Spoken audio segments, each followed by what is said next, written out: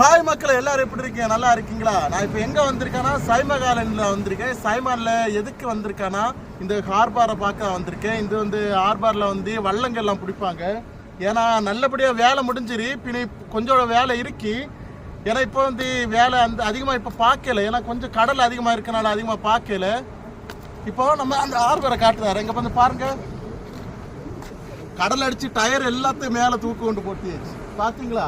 இதுதான் அந்த ஹார்பர். வள்ளங்கெல்லாம் பிடிச்சுவாங்க. ஆனால் நிறைய வேலை இதுவரை நடக்கல. அங்கே பாருங்க, வள்ளங்கெல்லாம் உயர தான் ஏற்றி வச்சிரு. இதுவரை எந்த வேலையும் நடக்கல.